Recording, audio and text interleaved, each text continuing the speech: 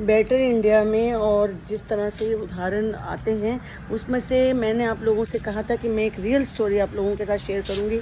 आज मैं real story लेकर आई हूं मैडम चन्ना रावत की, जो कि आरपीएफ ऑफिसर हैं लखनऊ में और जो कि चारबाग रेलवे स्टेशन से जिनकी ड्यूटी लगी थी।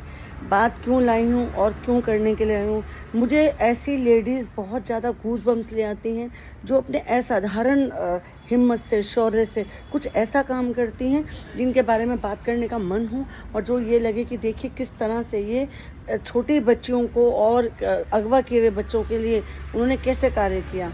एक एक करके बात को शुरू करते हैं। 3-4 साल पहले लखनऊ रेलवे स्टेशन पर इनकी ड्यूटी थी और चारबाग स्टेशन पे इन्होंने एक 14 साल की बच्ची को बिना किसी बड़े के जाते आते देखा और वो ऐसे लगा कि उसके साथ कोई नहीं है।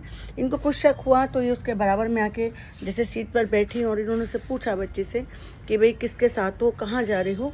तो लड़की के गोलमोल जवाब सुनने के बाद इनको थोड़ा सा उस पर डाउट हुआ, तो इन्होंने उस बच्ची को थोड़ा सा उसका जानकारी ली।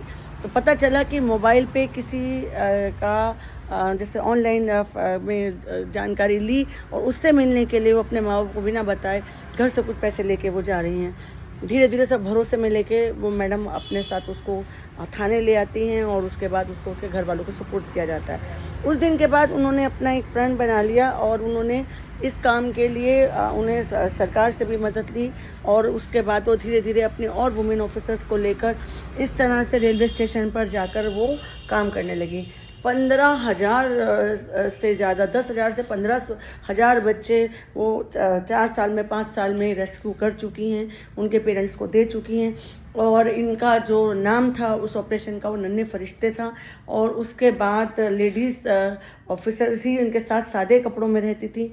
ये कभी कभी ऐसा होता था कि एक मूव इनका और सादे कपड़ों में रह के, जैसे कि जो हैकर्स हैं जो बच्चों को उठाते थे वो थोड़ी कदम की दूरी पर होते थे। बहुत सावधानी से इन्होंने कार्य किया, अपनी जान को जोखिम में डालकर भी कार्य किया। मैडम चन्ना रावत को बहुत बहुत बधाई है। इन्हें उत्तर प्रदेश का रेलवे का सबसे बड़ा पुरस्कार भी मिला और ये पुरस्कार से ज़्यादा ये कहती हैं कि इनको जो वो बच्चे अपनी माँ की बाह में दोबारा से लौट के अपने जीवन में आते हैं वो उनके लिए सबसे बड़ा पुरस्कार है। मैडम चन्ना रावत को शत शत नमन, सैल्यूट। और मैं ये कहूँगी कि इस तरह के जो रियल स्टोरी मैं आप लोगों को लाती हूँ, मुझे आप लोग भी ऐसी रियल स्टोरी बताते रहें। ये स्टोरी भी मुझे मेरी लखनऊ के एक सब्सक्राइबर ने ही भेजी है और जिनका नाम नेहा है। नेहा को बहुत बहुत थैंक यू है। और नेहा ने मेरे साथ स्टोरी साझा की है। आज सीबीएसई का रिजल्ट आया है मेरे कुछ स्टूडेंट्स का, जिसमें 2 स्टूडेंट्स का अभी उनका मीन्स क्वालिफाई है। उन दोनों को बहुत बहुत शुभकामनाएं। नमस्कार, धन्यवाद।